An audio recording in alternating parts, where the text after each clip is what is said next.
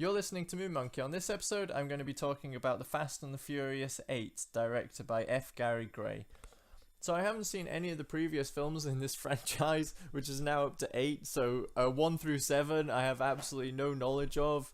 I don't know these characters, and before I went to see this I had absolutely no interest in seeing any of these movies. It's just not the kind of thing that really appeals to me. I'm not big into cars, which is obviously the demographic that these films are kind of aimed at. But the first thing to say is I did enjoy this film as just a big dumb action movie. It was an entertaining couple of hours at the cinema. There's nothing too deep in there. It's not going to win any awards for screenwriting or acting or even directing. But in terms of spectacle and comedy, there was enough in there to keep you amused for the couple of hours that it was on. So I'll get into the plot of the movie here. I am going to include spoilers, so if you haven't seen the film, you may want to hold off on listening to this review, because I'm going to spoil it pretty much start to finish. We start the film with Dominic Toretto and his partner Letty, played by Vin Diesel and Michelle Rodriguez, obviously returning characters from the previous films. One of the things here, because I haven't seen any of the previous films, there may well be a lot of stuff that I missed, and in fact I know there was stuff that I certainly missed later on in the film, when they made references or in-jokes to things which, I had no knowledge of. But anyway, you've got Dom Toretto and Letty. They're enjoying their honeymoon in Cuba, and the first action sequence really set a lot of the groundwork for the tone of the rest of the film. Dom's cousin is about to lose his car to a Cuban gangster because he owes him a debt. So Dom says to the Cuban gangster, okay, let's street race. I'll street race you. If you win my car. It's this Impala. And you have the gangster obviously says, yeah, I'm going to do that.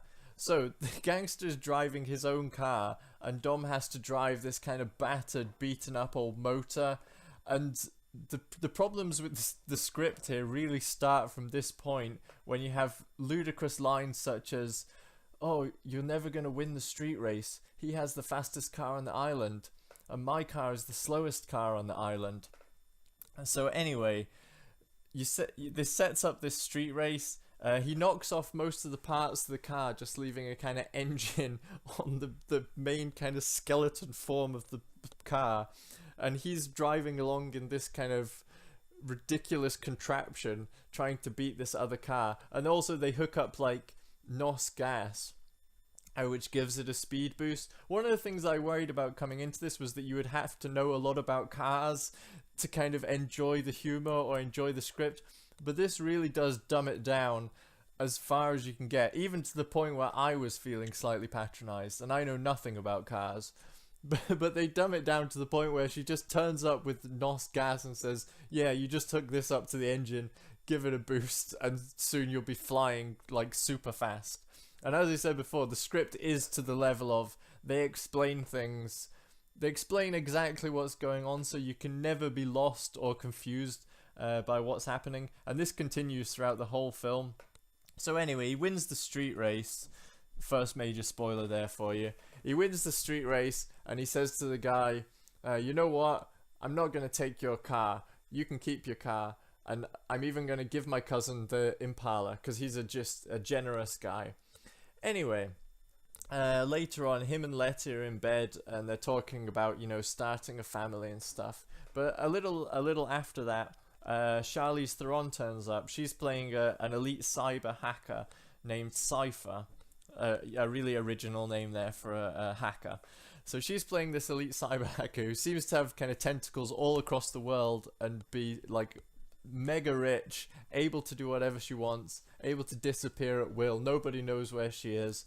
And she's basically the main villain here, and her plan is to steal a nuclear weapon so she can kind of hold the world to ransom. And basically every time the world does something wrong, she can threaten to bomb them with a nuclear weapon. So she recruits Dominic Toretto, who I presume is a kind of outlaw character, but he's generally a good guy and, on the right, tries to stay on the right side of law. the law. That's what I gathered from this film anyway.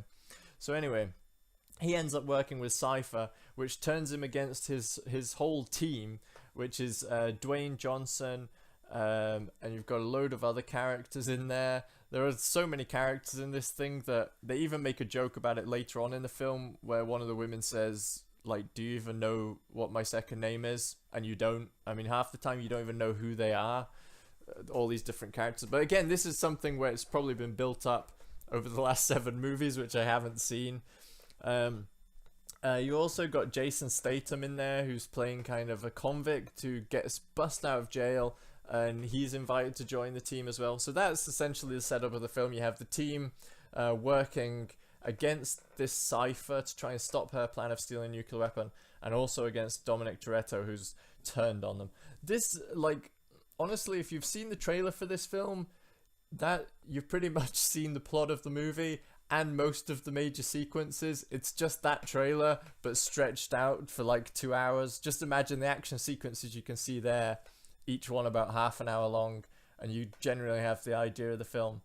One of the things that I did like here was the sense of humor. The film obviously knows its audience, and it knows that it's not an intelligent movie, so they just go down to making ridiculous, kind of cringeworthy jokes, a lot of really stupid humor in there, which you kind of have to shake your head and laugh at, because, you know, I mean, they're making an attempt to make it funny. There's a scene early on in the movie where Dwayne Johnson is at his daughter's soccer practice, and he's got the team doing the haka, like the New Zealand All Blacks style haka, which is kind of an amusing scene. And there's references to all the soccer mums that are there just to swoon over Dwayne Johnson because he's looking really hunky. So stuff like that, which is just like ridiculous, stupid, you know, not particularly intelligent humor, but you kind of have to laugh at it and just accept it. It's a film, I guess, where if you go in expecting a lot of it, you'll be severely disappointed. But if you go in just expecting a stupid action spectacle, you'll probably quite enjoy it. As I said, the script, throughout the film, they constantly tell you what's happening. And it's one of the things that I would kind of commend the film for, because a lot of times things are like, you know, you get sloppy filmmaking, sloppy editing, and confusing, you know, you don't know what's going on. But here everything's clear. It could be argued it's clear to the point that it's patronizing its audience, but you'll have sequences where, you know, characters will literally be saying, launch the heat-seeking missile. Oh no, the heat-seeking missile's coming after us. Oh no, we've just been hit by the heat-seeking missile. Even though you're watching this, the characters are still explaining to you as you go along, just in case there's anyone in the audience who can't quite follow what they're seeing with their eyes. They're explaining it to you. Similar thing with, you have plot points where Cypher's disappeared off the radar, and oh no, we'll never find her. Oh, but luckily we've invented this system which allows us to pinpoint wherever anyone is on the globe. And then, oh no, she's managed to reprogram the system so it doesn't show where she is. Oh, but hang on a second, we've now managed to reprogram the system so it does show us where she is again. There's a lot of these just like convenient plot moments, and yeah, poor writing.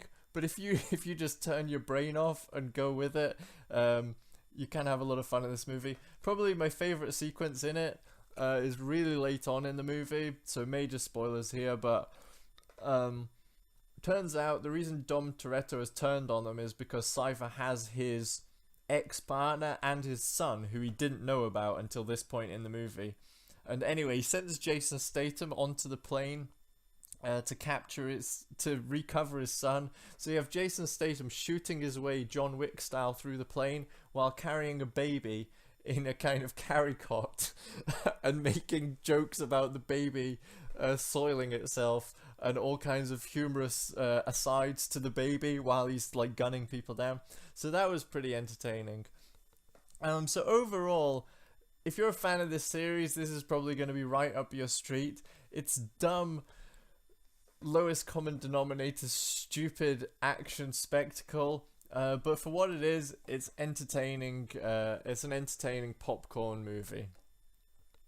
So that was my review of the Fast and the Furious 8. Thanks for listening. Remember to like and subscribe, and I'll be back with another review very soon.